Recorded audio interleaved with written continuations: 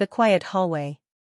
The click of the master switch resonated through the main corridor, plunging the administrative offices into a deeper gloom.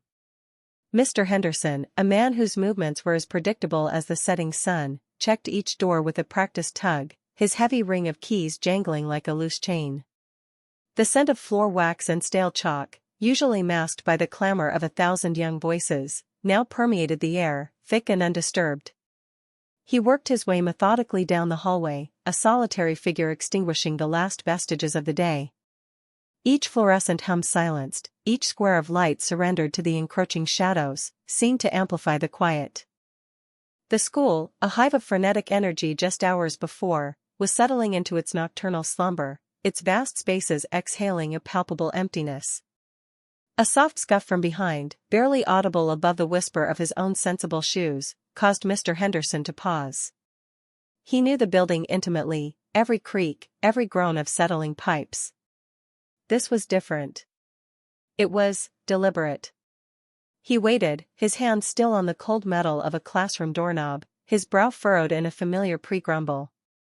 Another faint whisper of sound, closer this time, accompanied by a subtle shift in the air pressure that suggested a presence. Mr. Henderson slowly turned, his gaze sweeping the now dim corridor. At first, he saw only the long, distorted shadows cast by the emergency lights and the faint glow from the exit signs. Then, nestled within one of those very shadows, a figure materialized. Sarah. She stood there, not hiding, but simply being in the space, her eyes bright even in the encroaching darkness. A small, almost impish smile played on her lips, a stark contrast to the quiet solemnity of the hallway. Her presence felt like a splash of vibrant color on a monochrome canvas. "Mr. Henderson," she said, her voice a low, clear chime that seemed too vibrant for the hushed environment. "You move like a ghost in the dark." He grunted, a sound that conveyed a mixture of surprise and mild irritation. "Shouldn't be anyone here, Miss Miller. School's closed." "You got a late practice, then?" His tone was gruff, an automatic defense mechanism against the unexpected. His routine, his sanctuary of order, had been breached. Sarah's smile widened, a mischievous glint in her eyes. She took a step forward, then another, her casual gait echoing softly on the tiled floor. The sound, light and rhythmic, seemed to chip away at the heavy silence Mr. Henderson had so carefully cultivated. "No practice," she admitted, her hands slipping into the pockets of her jacket. "Just curious." She stopped a few feet from him, the dim light catching the playful tilt of her head. "Don't look at me like that, Mr. Henderson. Like I'm some kind of delinquent." She paused, then added, her voice dropping to a conspiratorial whisper, "I just turned 18, you know." He watched her, his expression unreadable. His gaze, usually focused on dust bunnies and faulty locks, now lingered on her face, searching for an explanation that didn't involve mischief. "Maybe," she continued, her voice gaining a touch of earnestness, "I just wanted to see what happens when no one else is here. When a place like this breathes on its own." She gestured around the quiet hall, her hand sweeping through the empty space. "Doesn't it feel different? Like it's holding secrets?" The air between them, already thick with the unspoken tension of a disrupted routine, hummed with a new, curious energy. Mr. Henderson, a man of facts and visible realities, found himself momentarily disarmed by her playful sincerity. He had always seen the school as a building, a job. She spoke of it as something alive, something that held secrets. It was an idea foreign to him, and yet, in the profound stillness of the quiet hallway, it resonated with an unsettling truth. A secret revealed. Mr. Henderson let out a long, suffering sigh, a sound that seemed to scrape against the tiled floor and dissipate into the cavernous silence of the empty school. He pinched the bridge of his nose, his eyes, usually sharp and observant, now heavy-lidded and rimmed with fatigue. He'd seen that particular playful glint in Sarah's eyes before, usually right before she announced some new, elaborate theory about the school's plumbing or the secret lives of the cafeteria staff. He braced himself for another youthful escapade, something inconsequential but time-consuming. "Sarah," he began, his voice a low rumble, devoid of any genuine annoyance, just a profound weariness. He gestured vaguely towards the main entrance, where a sliver of twilight still bled through the reinforced glass. It's past 7. Your parents will be wondering. It's time to go home. He took a step, rattling the large ring of keys at his hip, the metallic clinks echoing a finality. He was ready for his own quiet evening, a cup of tea, and the worn pages of his history book. But Sarah didn't budge. She remained rooted to the spot, a small, stubborn figure in the vast, echoing hallway. A mischievous smile tugged at the corner of her lips, a spark igniting in her eyes that was anything but tired. "I know what time it is, Mr. Henderson," she said, her voice a soft, almost conspiratorial whisper that nonetheless cut through the silence. "And I know you're tired. But I can't go home just yet." He stopped, his hand already reaching for the last light switch. His brow furrowed. "Can't? What do you mean, can't?" He turned fully to face her, his patience, while deep, not inexhaustible. He'd spent countless hours in this building, seen generations of students come and go, and none had ever presented such a peculiar resistance to the simple act of leaving. Sarah took a step closer, her voice dropping even lower, as if sharing the most profound secret. "Because, Mr. Henderson," she began, her gaze unwavering, "I have a secret. A big one. And it's only for you." The words hung in the air, charged with an unexpected weight. The playful glint in her eyes had sharpened, morphing into something more earnest, more profound. It wasn't the usual schoolyard gossip or a silly anecdote. This felt different. His initial dismissiveness wavered, replaced by a flicker of genuine curiosity, a tiny ripple in the placid waters of his habitual routine. He watched her, his hand slowly lowering from the light switch, the keys on his hip now silent. The old doors call. Dust and whispers. Mr. Henderson sighed, the sound a weary exhalation that seemed to carry the weight of every late night he'd ever worked. He stared at the locked door, its paint peeling like ancient skin, a thin layer of dust coating the brass handle. "This section hasn't been used in, decades," he muttered, more to himself than to Sarah. "Nothing but junk in there. Old records, broken chairs. Not worth your time." He shifted his weight, his keys jingling softly on his belt loop. Sarah's gaze, however, was fixed on the door, a spark of pure, unadulterated curiosity alight in her eyes. She clasped her hands, almost pleadingly. "Please, Mr. Henderson? Just for a minute. I just want to see. It's the history of the school, isn't it?" He hesitated, his fingers brushing the cold metal of the lock. His routine, his well-ordered world, was being nudged, ever so gently, off its axis. He prided himself on his predictability, his quiet efficiency. Yet, there was something in Sarah's earnestness, a youthful eagerness that reminded him of a time when everything felt like an adventure.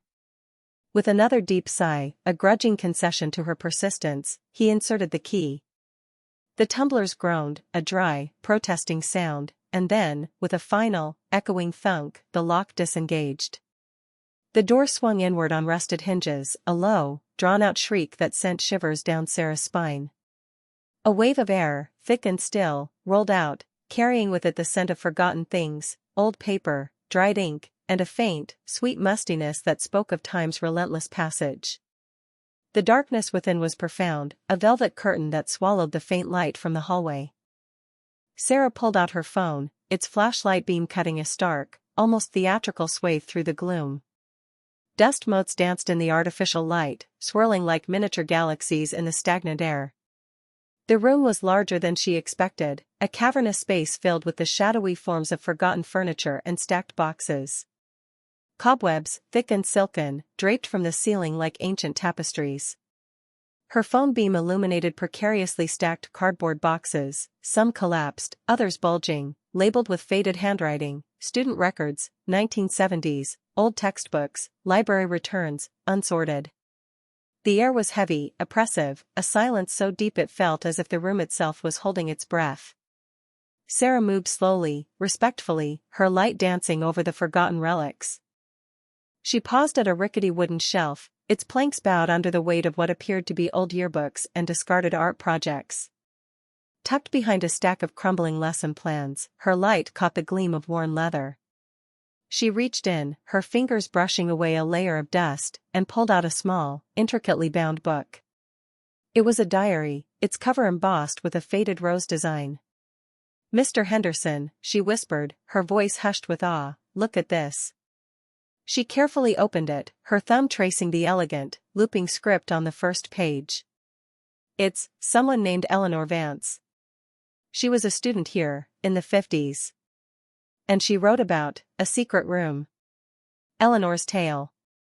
The musty scent of old paper and forgotten wood filled the small office. Sarah, perched on the edge of Mr. Henderson's worn desk, carefully turned a brittle page of Eleanor's diary. "Listen to this, Mr. Henderson," she said, her voice dropping to an excited whisper. "She writes about a hidden sanctuary, a place where the whispers of the past gather and the world outside fades to a distant murmur. She calls it her secret haven within the stone heart of the building." Mr. Henderson, who had been meticulously aligning a stack of invoices, paused, his spectacles glinting in the desk lamp's soft glow. "A secret haven," he grunted, a skeptical crease forming between his brows. "Sounds like a child's imagination, Sarah. Or a metaphor for a quiet corner in the library." No, listen," Sarah insisted, her fingers tracing the faded ink. "She describes it so specifically, accessible only by those who know the song of the old oak, and the secret rhythm of the western wall. And then, this part," she lowered her voice conspiratorially, "a small space, yet large enough for truths to unfold, with a single window overlooking the forgotten garden." She looked up, her eyes bright with conviction. "It's a real place, Mr. Henderson. A secret room. I just know it." Mr. Henderson leaned back, a low groan escaping him as the old office chair protested.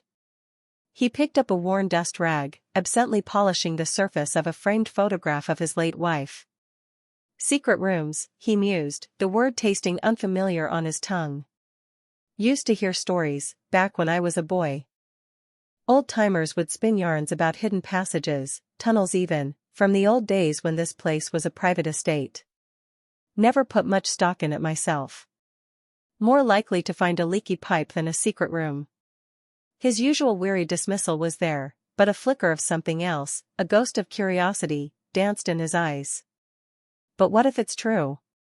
Sarah pressed, sensing his wavering skepticism. "What if it's still here, hidden away? Eleanor's diary makes it sound so real, so tangible.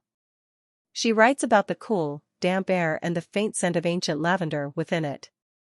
Those aren't metaphors, Mr. Henderson. That's a description." He put down the frame, his gaze distant. "Ancient lavender, you say?" A faint memory stirred, a fragment from a conversation overheard decades ago, about the old Lady Vance, Eleanor's great-aunt, who supposedly cultivated exotic herbs in a forgotten corner of the estate gardens. "There were always whispers," he admitted, his voice softer, less gruff. "About places in this building that weren't on any blueprints. Just dismissed them as old wives' tales, something to scare the new hires." He straightened, a new energy in his posture. "But the old oak, and the western wall," he stroked his chin, his gaze drifting towards the heavy stone walls of the building, a challenge in his eyes that hadn't been there moments before. "You think this Eleanor, this Vance girl, actually found something?" Sarah grinned, a triumphant spark in her eyes. "I don't just think it, Mr. Henderson. I believe it. And I think we can find it too. The hidden key." The oppressive silence of the empty building pressed in, amplifying every creak and groan of the old structure. Mr. Henderson, his brow furrowed in a familiar pattern of mild exasperation, pointed a gnarled finger down a particularly dusty corridor. "You said you had a feeling, didn't you? A strong feeling." His voice was a low rumble, tinged with a weariness that went beyond the late hour. "Well, this is the north wing storage. Every brick, every pipe, accounted for. Nothing but cobwebs and disused filing cabinets." Sarah, undeterred, hummed a little tune, her eyes sweeping over the peeling paint and grimy windows. It's not about what's accounted for, Mr. Henderson. It's about what isn't. She walked slowly, a hand trailing along the cold, rough plaster of the wall. This building, it hums. There's something tucked away, something the blueprints forgot. Her fingers tapped rhythmically, a soft, percussive sound against the solid masonry. Mr. Henderson sighed, adjusting the strap of his worn leather satchel. Humming, is it? More like creaking. Old age, Sarah. That's what this place is suffering from. He watched her with a mixture of skepticism and grudging fascination. She was a whirlwind, this one, disrupting the placid order he'd maintained for decades. He'd seen plenty of curious kids, but none with her peculiar blend of determined whimsy. They moved through a labyrinth of forgotten offices, their footsteps stirring up fine dust that danced in the anemic glow of the emergency lights. Sarah continued her methodical exploration, her ear occasionally pressing against a section of wall. Hear that? She whispered, gesturing towards a particularly solid-looking stretch. It sounds different here. A little hollow, maybe? Mr. Henderson leaned in, his ear straining. He heard only the distant hum of the building's ancient ventilation system. It sounds like a wall, Sarah. A very old, very solid wall. But solid where? She countered, her eyes sparkling with an almost mischievous energy. She moved closer, her fingers tracing the mortar lines. Feel this. She indicated a brick near the floor, nestled between two larger ones. It's not quite flush. He knelt, grudgingly, his calloused thumb testing the edge of the brick. It did, indeed, have a microscopic give, a barely perceptible wobble. Probably settled, he muttered, though a flicker of curiosity, long dormant, sparked in his steady gaze. Sarah's determination intensified. She pressed harder, wiggling the brick with surprising strength. A faint grating sound, like old stone complaining, echoed in the stillness. Then, with a soft pop, the brick shifted. She pulled, her small hands bracing against the wall, and the brick slid free, revealing a dark, dusty cavity within the wall. A small, shallow space, barely large enough for a hand, was revealed. The air that wafted out was stagnant, thick with the scent of forgotten things. Sarah peered into the darkness, her breath catching. I knew it, she breathed, her voice a triumphant whisper. Reaching into the recess, her fingers brushed against something cold and metallic. She withdrew her hand carefully, revealing a small, intricately worked key. It was tarnished with age, its brass dulled to a deep bronze, and its bow was shaped like a stylized bird, its wings outstretched. Dust motes, disturbed by its removal, shimmered in the faint light. It looked utterly ancient, and far too important for such a humble hiding place. Mr. Henderson stared, his usual stoic expression replaced by one of genuine astonishment. The air in the room seemed to thicken, charged with the sudden weight of discovery. A wall slides open. The brass key, unexpectedly warm, nestled in Mr. Henderson's calloused palm, a stark contrast to the library's hushed chill. He still questioned his indulgence of Sarah, allowing her to guide him to this forgotten alcove, a sanctuary for antiquated tomes untouched for decades. Her slender finger traced the intricately carved spine of a particularly weighty volume. There, she breathed, her voice a mere whisper against the dancing dust motes in the faint light. Right there, Mr. Henderson. He squinted, adjusting his spectacles. The mahogany bookshelf, a testament to the building's original construction, appeared unremarkable, solid and unyielding. But as his gaze followed Sarah's insistent pointer, he found it. Not on the book itself, but subtly integrated into the scrollwork of the shelf's frame, nestled between two stylized oak leaves. A pinprick of an opening, no larger than a grain of rice, almost perfectly camouflaged by years of accumulated grime and the craftsman's cunning. So minuscule, so utterly unassuming, he would have dismissed it as a wood imperfection had Sarah not drawn his focus. He accepted the key from her, its weight suddenly imbued with significance. His fingers, usually so precise with wrenches and wiring, felt surprisingly clumsy as he attempted to align the tiny, almost invisible tumblers. He pressed lightly, then with more conviction. A faint, almost imperceptible click resonated, swallowed by the library's cavernous quiet. Not the dramatic thud he might have anticipated, but a subtle, internal shift. Sarah gasped, a soft, breathless sound. Mr. Henderson felt it before he saw it, a tremor through the very fabric of the wall. The bookshelf, previously an immovable fixture, began to recede. It didn't swing outward or slide on visible tracks, but seemed to melt inward, sinking back into the wall with a slow, deliberate grace that belied its age and bulk. Disturbed dust plumed lightly, catching the last vestiges of twilight and shimmering like golden motes. A dark chasm opened where the solid wall had been. Not a wide chamber, but a narrow, vertical slit, a shadow-filled passage that seemed to exhale the scent of damp earth and forgotten air. The library's light barely grazed its depths, hinting at steps descending into an impenetrable gloom. Mr. Henderson, a man who prided himself on predictable routines and unshakable practicality, felt a shiver trace his spine, a wholly unfamiliar sensation. This wasn't a prank, not a fanciful game, nor even one of Sarah's charmingly persistent whims. This was something entirely different. This was a secret, whispered across generations, a hidden truth now laid bare. A tingle of genuine wonder, sharp and exhilarating, cut through his weariness. He met Sarah's gaze, her face alight with an uncontainable excitement that mirrored the nascent thrill in his own chest. This building, his predictable domain, held more than he had ever imagined. The secret room. The flashlight beam danced erratically, cutting through the heavy dust motes that hung in the air like suspended memories. Sarah, her eyes wide with a mixture of apprehension and excitement, aimed the narrow cone of light into the dark opening Mr. Henderson had reluctantly revealed.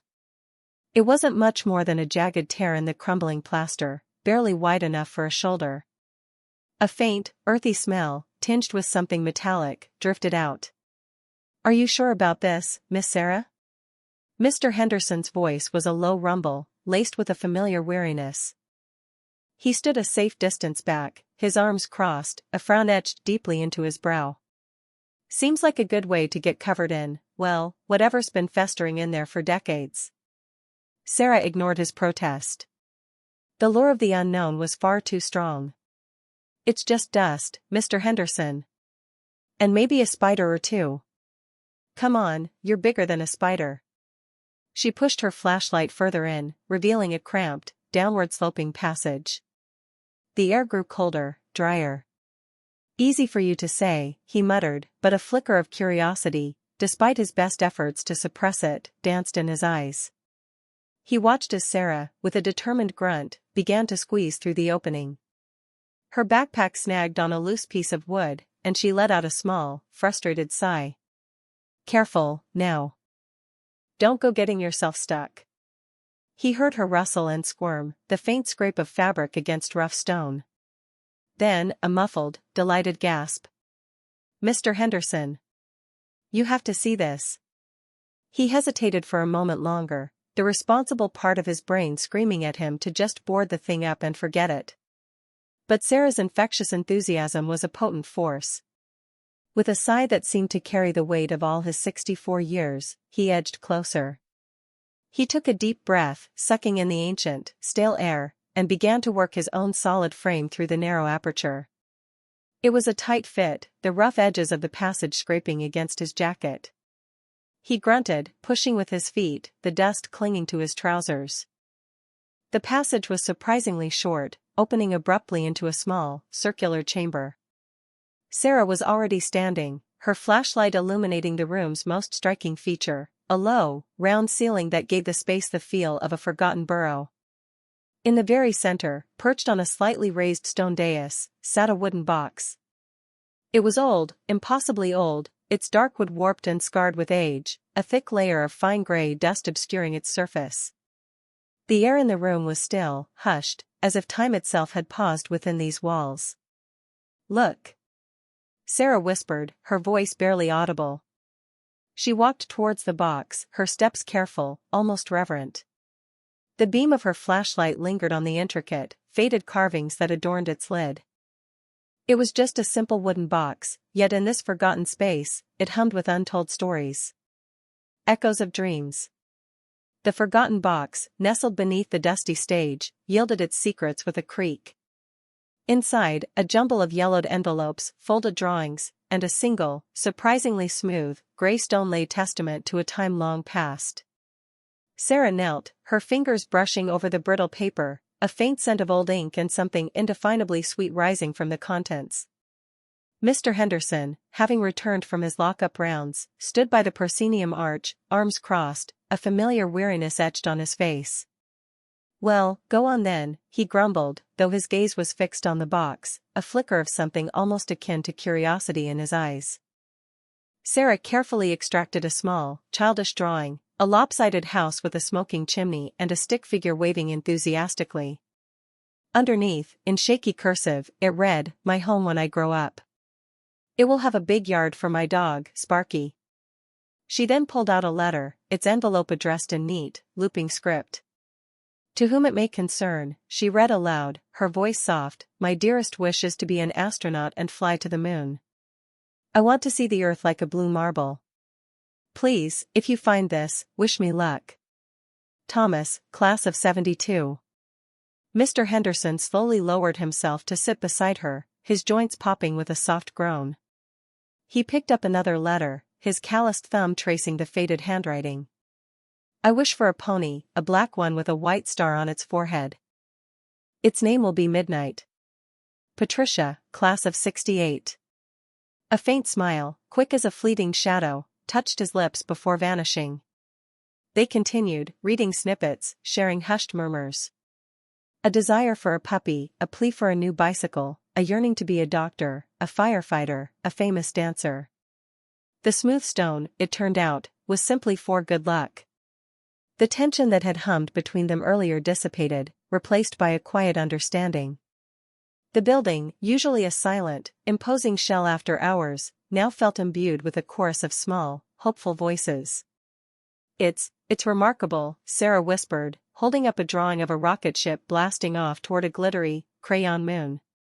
"All these years, and kids still want the same things. Adventure. Companionship. A place to belong." Mr. Henderson nodded, his gaze distant, perhaps seeing not the faded paper but the eager faces of children long grown. "Dreams don't change much, do they? Just the packaging." He reached for a letter Sarah hadn't touched, his fingers surprisingly gentle. "I want to build a machine that can fly faster than a bird, and I'll take my little sister for a ride. Samuel, class of '75. He cleared his throat, a subtle catch in his voice. The realization settled between them, heavy and profound. The hopes, the innocent aspirations of generations past, echoed in the silent hall, a poignant reminder of universal desires. It solidified their shared secret, this quiet moment in the heart of the empty school. Finally, Mr. Henderson rose, the familiar weariness returning to his posture, but softened now by a contemplative air. He carefully placed the letters back in the box. "Well," he said, his voice back to its usual gravelly tone, "best be locking up for good now." As he walked away, his footsteps resonated with a new, almost reflective rhythm in the cavernous building. Sarah watched him go, the image of the lopsided house and the aspiring astronaut vivid in her mind, a quiet promise humming in the air.